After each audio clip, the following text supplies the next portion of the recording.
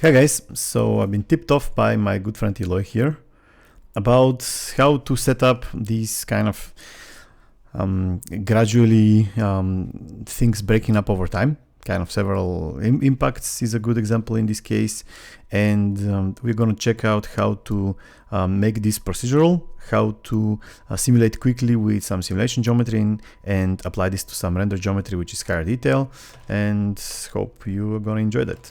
Setup is not too huge, so we will look at the first, basic geometry, then scatter some points, fragmentation of it, setting up the properties for the bullet, the frame at which it explodes, the velocities, then doing the attributes that are giving it the when it activates, and eventually attach the render geometry to it.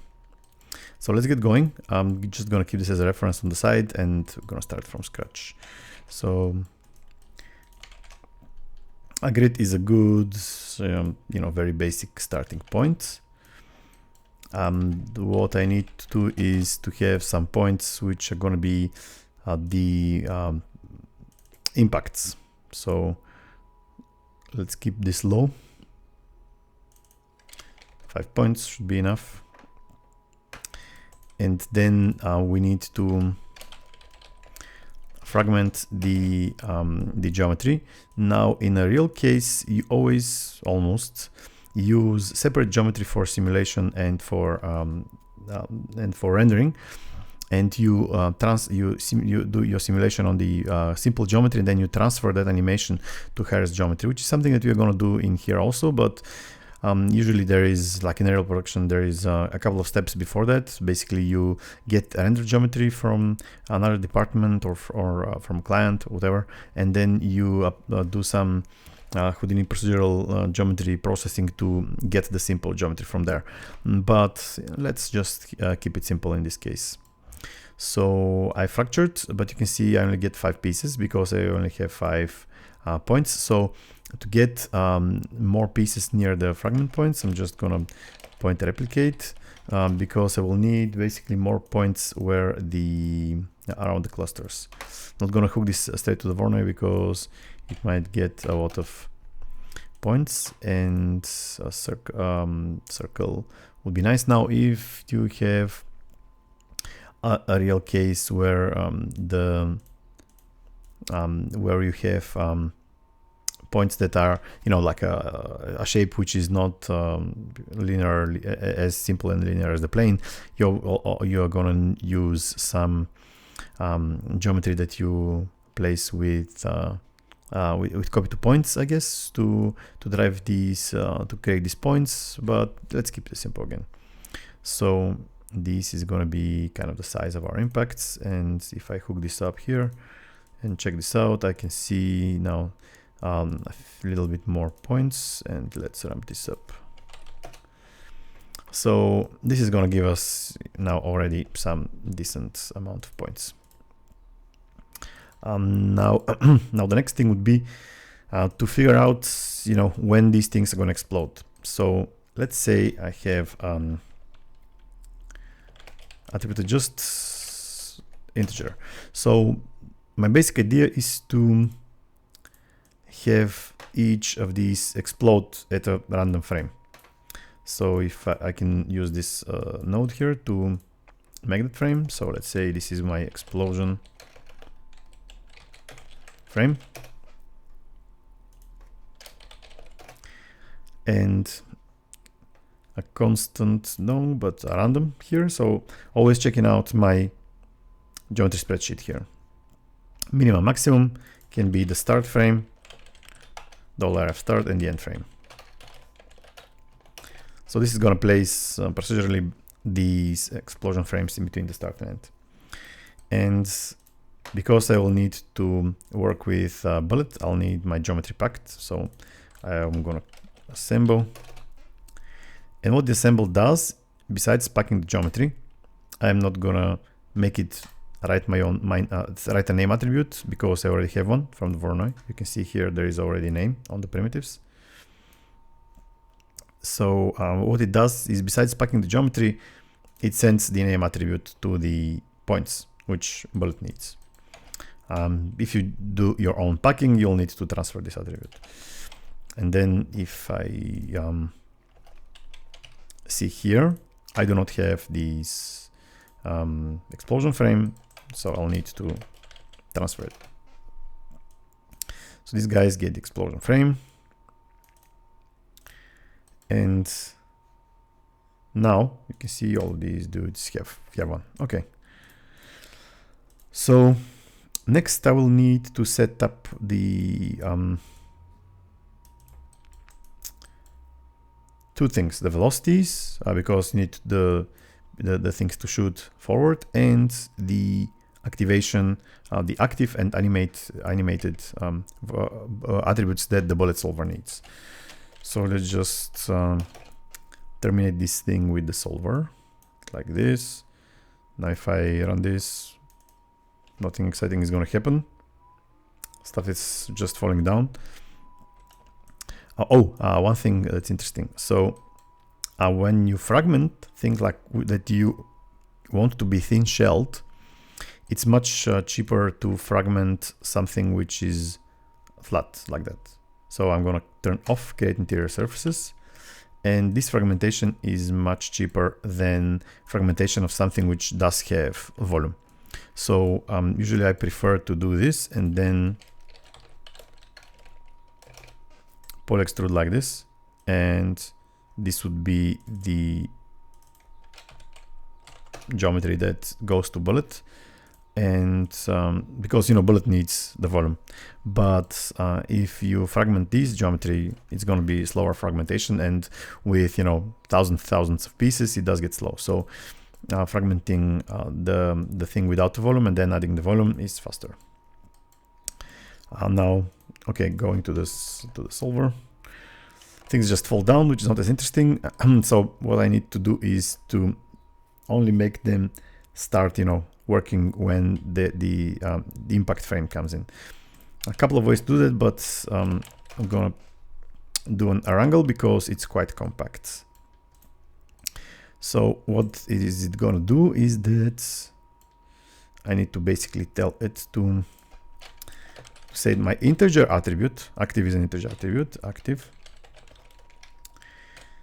You just look this out up in the reference. I just go and I type in Houdini Bullet attributes, and it just gives me the list. So the integer active is gonna be on whenever the frame is bigger than the explosion frame.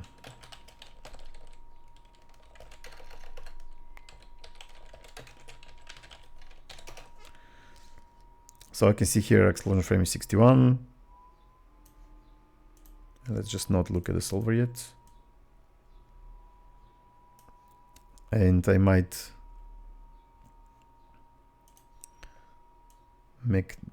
use the floor of the frame, maybe.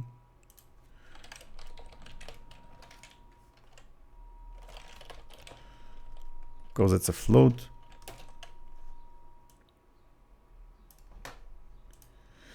So what I expect to happen is that this would become 1 whenever the current frame becomes bigger than the explosion frame here. So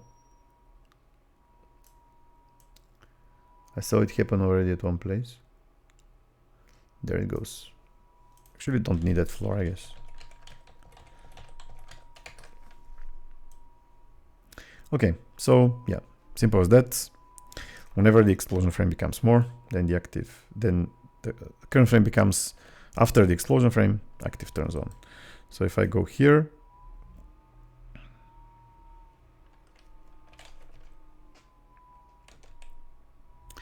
this guy falls out, then this guy, then this guy. Okay, I do have something which is, happening. Call this active from explosion. It's important to document your setup as you go, like this. So this is transferring the explosion frame. And just in case, I'm going to tell it only to transfer this attribute, because you don't want too many useless attributes getting written. So then I need to set up some velocities. Now, this is going to be on the assembled geometry already because this goes into Bullet. Sometimes people put in velocities on the geometry before it gets assembled. They don't get promoted when they get assembled, transferred, I mean, to the packed geometry, and they get lost. So now here we're going to do it on the assembled geometry because, you know, it's fewer points to write stuff to, it goes faster. So velocity, unfortunately, is a little bit more complicated. So we'll need several things. We'll need the direction for the velocity and some randomness to the direction. We'll need the overall length of the velocity, you know, the speed, and some randomness to it. So basically 4 things. Attribute adjust vector allows us to do all of these. So here I can start. So this is gonna be the direction and length. Okay, I'm just gonna be constant, and I'm gonna tell it in what general direction I want them to fly off. This is the X, so I'm looking here at the lower right of the viewport and say, okay, this is the X direction, so I'm just gonna give it this. Now if I play, nothing too much is happening, I guess. Even if I say like this, because there is not only the active that you need to set, but also the animated. Now this makes sure that you see the V here does not just get lost. Otherwise, let me sort and have some bigger value just so it's visible. So I do have V in here, but when you see in the solver, this V does not get transferred to the pieces.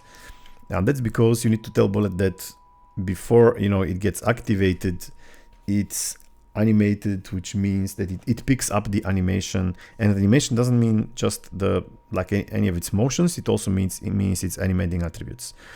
So the easiest thing to do is to say animated equals to 1 minus active, which means that whenever it's not active, it's animated. So straightforward. And you can see now my huge velocity exploded. Let's make it a little bit smaller, but then boop. So that's gonna blow off. What is gonna be the next one? This one. So now I already have something, but because I want to have here only setting the general direction, I'm gonna keep this at 1.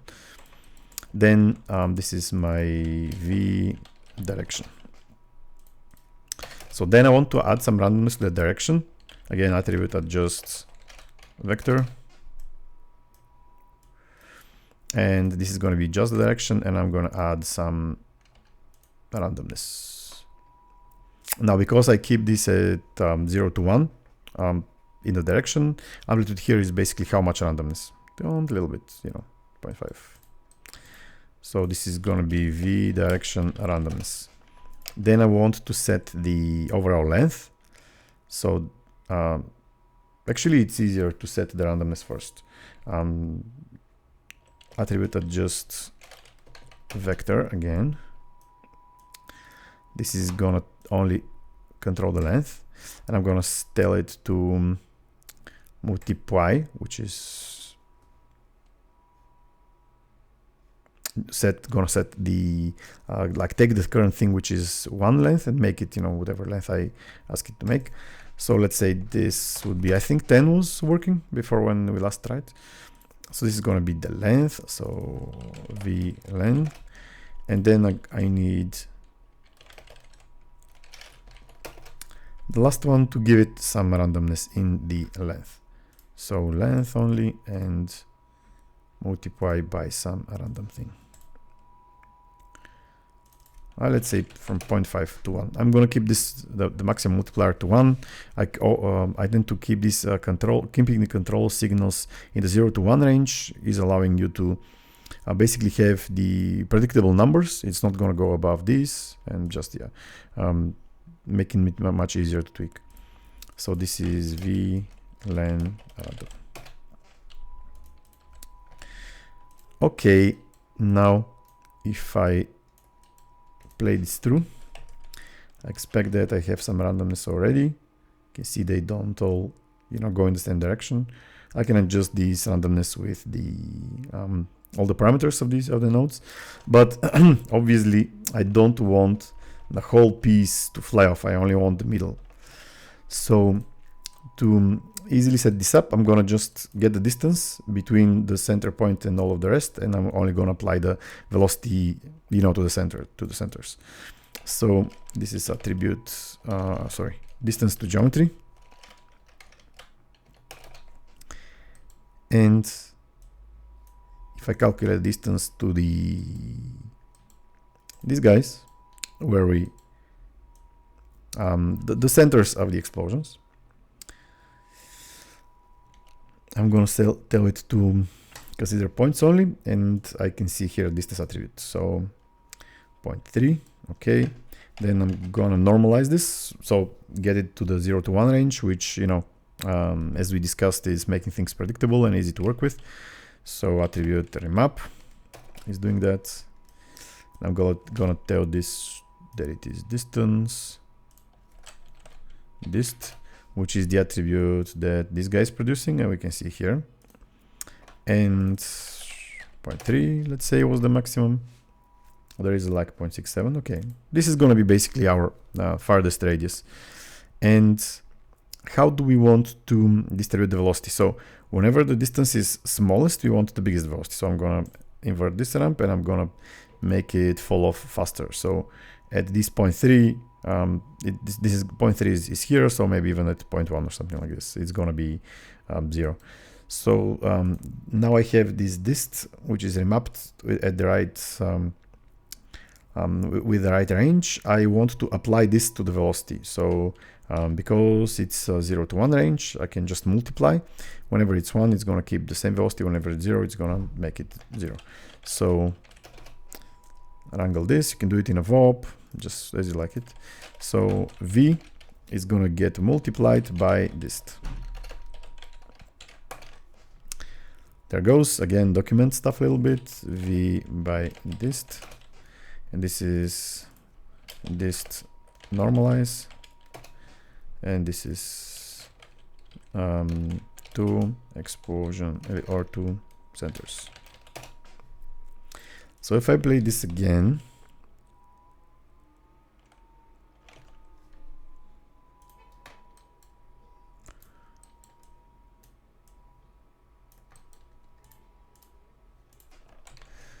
probably need to reset.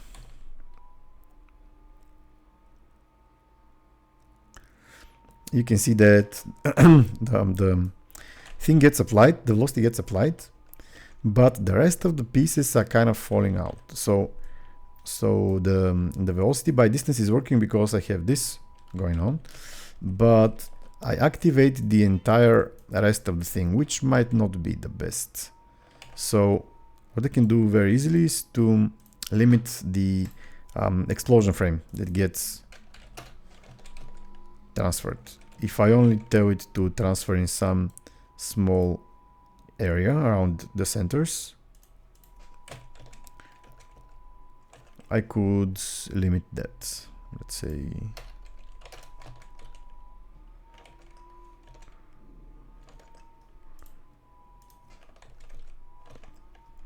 but then you see that this kind of works, but I get explosion frame which is 0 on all of the pieces that do not get anything. Let's try to visualize this actually.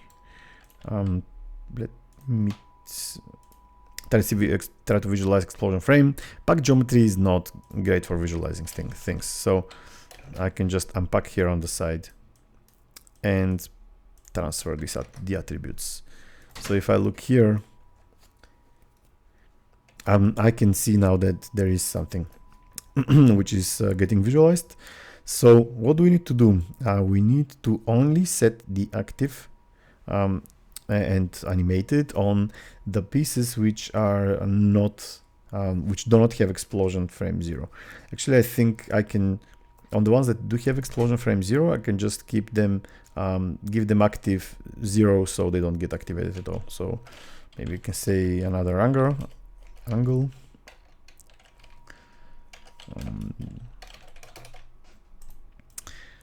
Where I can say if these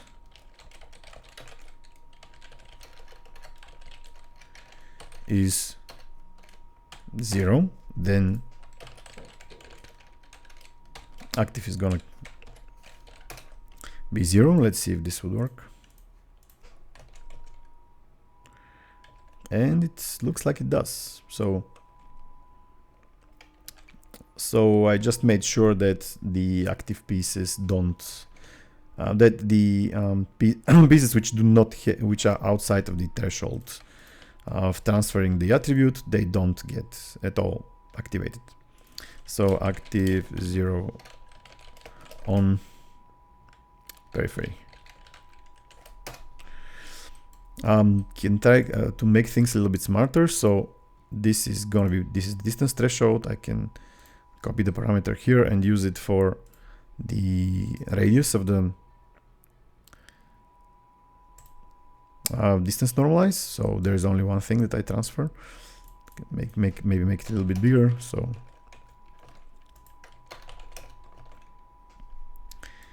maybe something like this. Okay, and this kind of works. I'm just gonna drop the amount of points because I want things to go faster. Point replicate.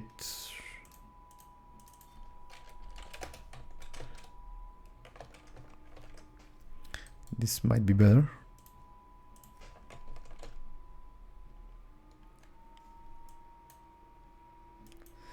Okay, so this is nice and it's easy to adjust. Can go into the scatter and, you know, try different random seeds, which is going to give you different patterns.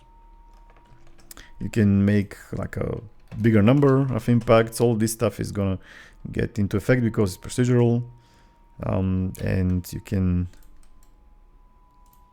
whatever different bigger shapes. So I guess you can even hook up this scale to the normalization and the transfer of the explosion frame. But anyways, a big weakness of this is that it doesn't have a lot of detail in the geometry that we see, which is fine, you know, because it's our simulation geometry.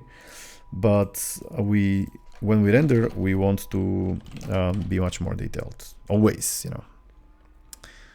That's the director's favorite thing. So to get more detailed, what we can do is that we treat this as a simulation geometry, and we have another set of geometry which is high res and is driven by the same animation, because we don't want to simulate with the high resolution geometry, because this is going to be slow, heavy, difficult, you know, whatever, unpleasant. So what we can do is that we can actually create a parallel geometry which is high resolution. So to do that, you know, how do we make something high resolution without any work? We subdivide it like crazy. So lots of subdivision. That looks decent. And we can use the same centers that we used for the fragmenting the first thing to fragment the second thing. It's going to give us the same shapes. So let's do that. We want roughly the same shapes because, you know, you don't want to have something completely different.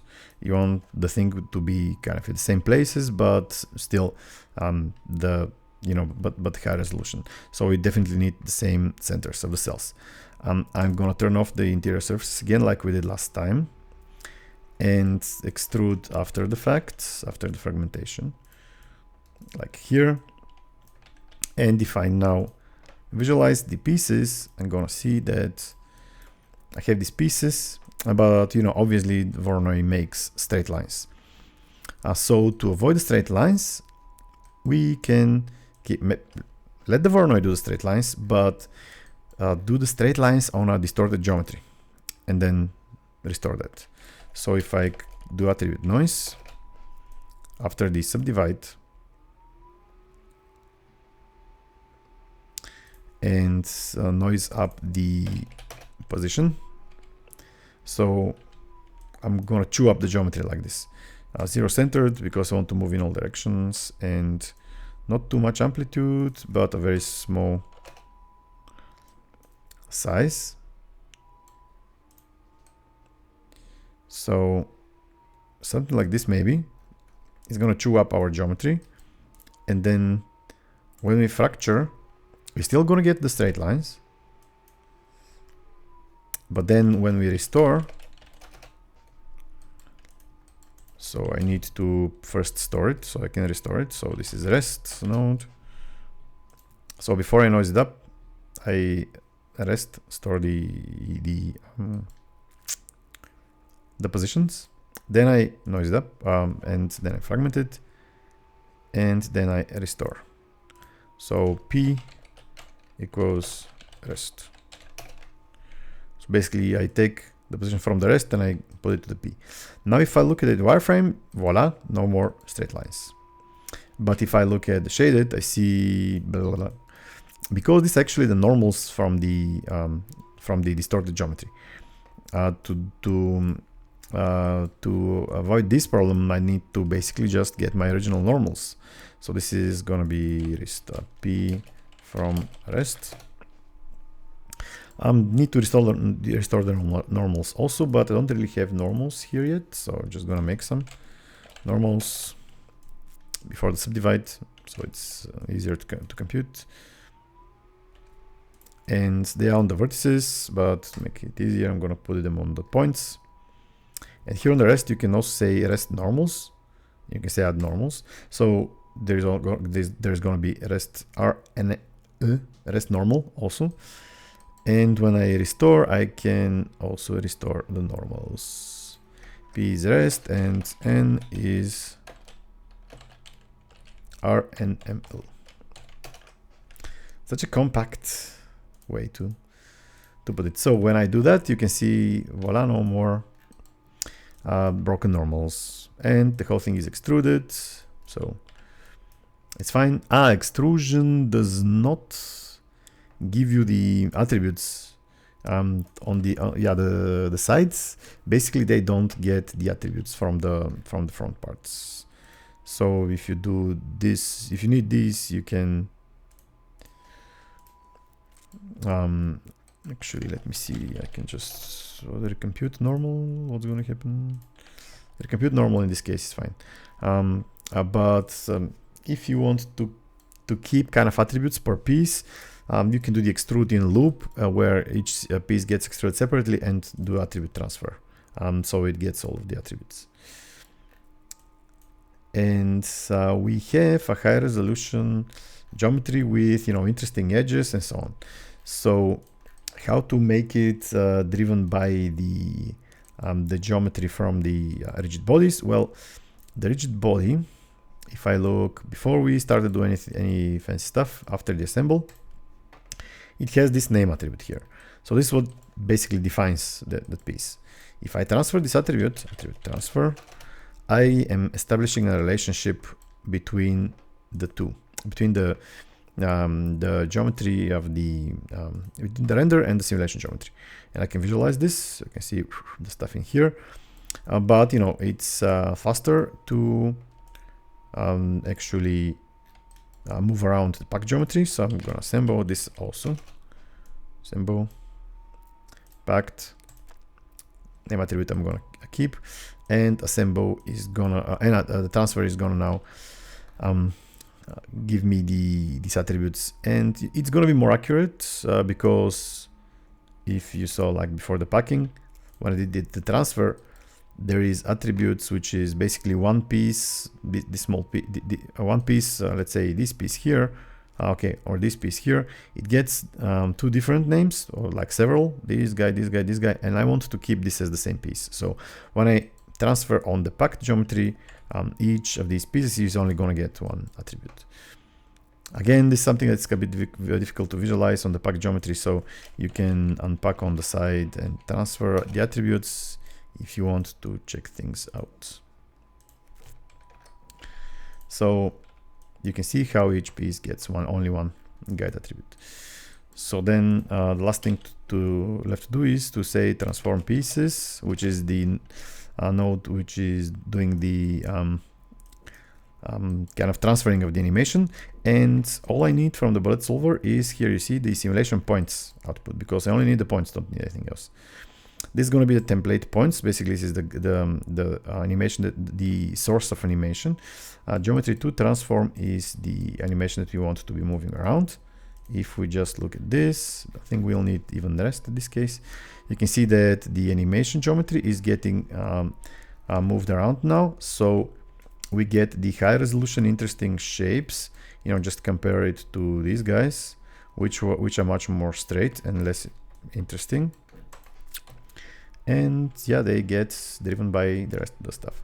So it's very important to keep an eye on the on this icon with the clock. Now in this case, there is not too much animation, nothing crazy. Active and animate attributes get animated. This is basically easy. But in more complex cases, you really want to avoid doing doing stuff on animation as much as possible. Like the more you do at rest, which is without these, when geometry is not animated, this is only happening once, so it's much faster to compute. And that's basically it. We have our high resolution geometry driven by our low resolution geometry. We have procedural hits. We have random velocities, directions, amplitudes. You can play with this a little bit. Random direction, whoop. Make it very random. It's going to be much more unpredictable. The length, which is setting up, how fast these pieces are flying off. All that stuff. Good times. Okay, so hope you guys like this, and more coming soon. Cheers.